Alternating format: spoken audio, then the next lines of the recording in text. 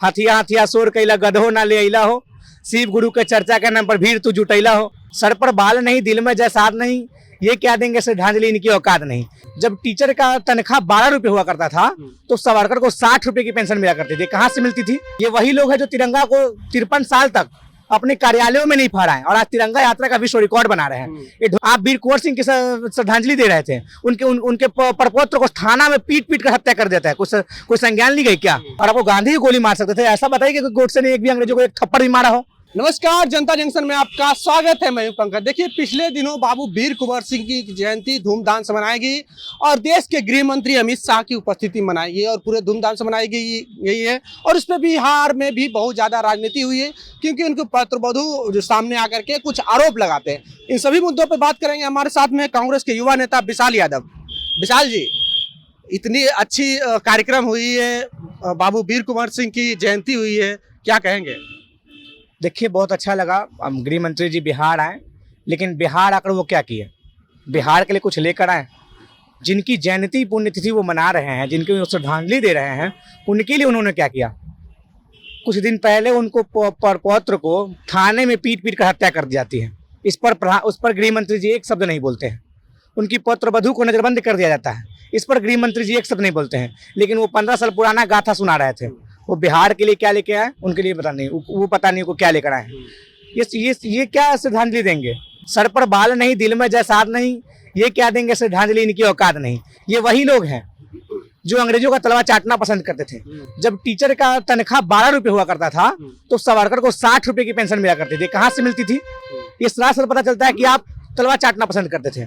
ये वही लोग हैं जो तिरंगा को 53 साल तक अपने कार्यालयों में नहीं फहराए और आज तिरंगा यात्रा का विश्व रिकॉर्ड बना रहे हैं। ये ढोंगबाजी नहीं तो और क्या है?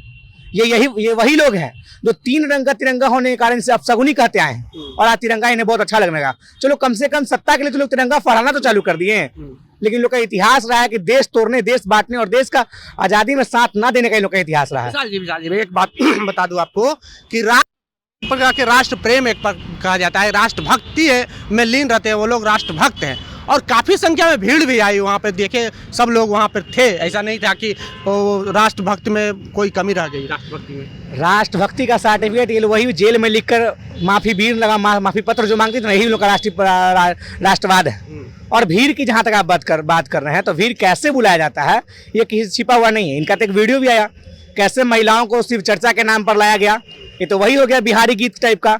हथिया हथिया शोर कैला गधो ना ले अइला हो, शिव गुरु के चर्चा के नाम पर भीड़ तू जुटैला हो। तो सरासर वही दिख रहा है। आप किस तरह अपने कार्यक्रम को सुपर करने के लिए भीड़ जुटा रहे हैं, महिलाओं को बरगला कर तो फंसा कर पैसा कौड़ी देकर भीड़ जुटा रहे हैं, लेकिन इससे बिहार पर कोई प्रभाव नहीं पड़ने वाला है।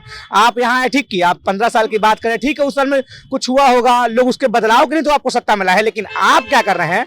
आप अपने राक्षस राज का व्याख्यान करते कि हमारे राज्य में किस तरह जनप्रतिनिधियों की हत्या हो जाती है, किस तरह रोड में गड्ढा हो जाता है, गड्ढा में डूब जाता है, किस पता नहीं चलता है। लेकिन आप वही लालू राबड़ी की राज याद दिलाते हैं। कब तक वही राज को याद दिलाकर आप जनता को मूर्ख बनाइएगा?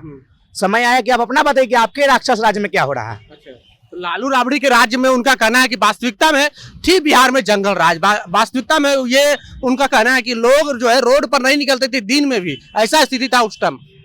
देखिए, क्या था उस टाइम नहीं था, उस समय मैं नहीं था, लेकिन अगर हो सकता अगर वैसा होगा तो उस समय के लोग इसलिए इन डबल इंजन की सरकार को जगह दिए, बदलाव किए ना जी। लालू जी को दरकिनार कर सत्ता से बेदखल किए, नीतीश जी को सत्ता दिए। आप और नीतीश जी गठबंधन के साथ सत्ता में हैं, तो फिर आपके राज्य में क्यों हो रहा है? आम जनता को तो छोड़िए, जनप्रतिनिधि की गोली मार हत्या कर जाती है। 8 महीना में 8 जनप्रतिनिधियों का हत्या हुआ। कोई संज्ञान ली गई क्या? आप वीर कुंवर सिंह की श्रद्धांजलि दे रहे थे, उनके प्रपौत्र को थाना में पीट पीट कर हत्या कर देता है। कोई संज्ञान ली गई क्या? बतौलेबाजी से काम थोड़ी चलता है। क्या आप काम किए बिहार को? क्या आप आए, चलो अच्छा लगा, हमको लगा 20 लाख का बात करेंगे, 19 लाख रोजगार की बात करेंगे, इसमें कुछ बात नहीं हुआ। बाबू वीर कुंवर सिंह यूनिवर्सिटी को सेंट्रल यूनिवर्सिटी का दर्जा लेंगे, कुछ नहीं। लेकिन ये हुआ वो हुआ, आप क्या कर रहे हैं ये बता ही नहीं रहे कि हमारे राज्य में कैसे राक्षस राज हो गया, हमारे राज्य में कैसे गुंडा तानाशाह और लूट तंत्र हावी हो गया, ये कोई बता ही नहीं रहा है कि आपके राज्य में क्या हुआ है। आपका लास्ट आखिरी कमेंट। कल प्रधानमंत्री नरेंद्र मोदी जम्मू कश्मीर गए हैं, वहाँ की स्थिति तो धारा 370 हटने के बाद सबको पता है कि सामान्य हो गई है। अब उनका कहना है कि मेरे शब्दों पर भरोसा रखिए, दूरियां मिटाने आया हूँ। इसका तात्पर्य क्या हो सकता है? क्या जम्मू कश्मीर भारत का अंग है कि नहीं? भारत और जम्मू कश्मीर में जो ये जो दरार पैदा करना चाह रहे हैं, क्या दूरियां सही में बन चुकी है जम्मू कश्मीर? देखिए, जम्मू कश्मीर पहले से ही भारत का अभिन्न अंग रहा है। हमारे नेता जवाहरलाल नेहरू जी ने इन्होंने अपना बनाया था, सरदार पटेल ने इन्होंने अपना बनाया था। तो ये किस टाइप का है?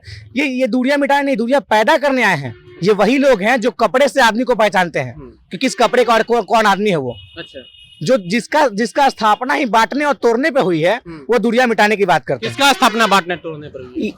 प्रधानमंत्री जिस पार्टी में है, उस पार्टी का जननी कौन है? आरएसएस का स्थापना किस पर हुई है? बांटने और तोड़ने पर हुई है।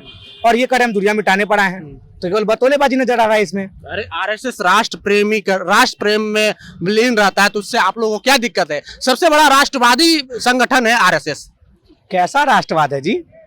जेल में रह के 7-7 बार लेटर लिखना कि हमें आजाद कर दो और हम क्रांतिकारियों की सूचना आप लोगों तक पहुंचाएंगे, ये राष्ट्रवाद है क्या? ये राष्ट्रवाद है कि आप गांधी को गोली मारते लेकिन अंग्रेजों को गोली मारने के लिए आपके पास बंदूक नहीं था? ये राष्ट्रवाद है क्या? ये अगर ऐसा राष्ट्रवाद होता है तो उन लोगों का राष्ट्रवाद उन्हीं के मुंह पर मुबारक है। और आपको गांधी की गोली मार सकते थे, ऐसा बताइए कि गोडसे ने एक भी अंग्रेजों को एक थप्पड़ भी मारा हो। लेकिन उनको ये राष्ट्रवाद दिखता है, लेकिन वो राष्ट्रवाद नहीं दिखता है। आप देश आजाद करने के लिए पीछे थे, लेकिन गांधी जी को मारने में आगे थे। ये फ्रॉडगिरी है, ये जनता का बेवकूफ बनाने का एक चाल है, जो इन लोग कामयाब हो रहे हैं। तो कहीं ना कहीं देश की जनता भी जान रही है, यहाँ तक कि उनको लगातार जो है सत्ता में भेज रही है, और उनको लग रहा है कि कहीं ना कहीं भारतीय जनता पार्टी राष्ट्रवादी पार्टी है। देखिए, कुछ तो कांग्रेस के कार्यक्रम में भी कार्य जो सेशन था उसमें कुछ रुकावटें हुई तो जनता बदलाव किया, लेकिन इस तरह से होना कि बीचे 4-5 राज्यों में चुनाव हुआ, सुपड़ा साफ हो गया ना जी। सबका समय आता है, धीरे धीरे देखिए भाजपा को सुपड़ा साफ, लोग त्रस्त है महंगाई को लेकर, बेरोजगारी को लेकर, शिक्षा को लेकर, स्वास्थ्य को लेकर, लोग चारों तरफ त्रस्त है।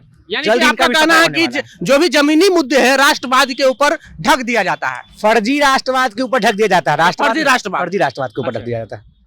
तो देखिए, ये है विशाल यादव, युवा कांग्रेस के नेता है, और इनका सीधे सीधे कहना है कि फर्जी राष्ट्रवाद के नीचे जो भी जमीनी मुद्दा है शिक्षा, स्वास्थ्य, रोजगार, उन सभी मुद्दा को फर्जी राष्ट्रवाद से ढक दिया जाता है।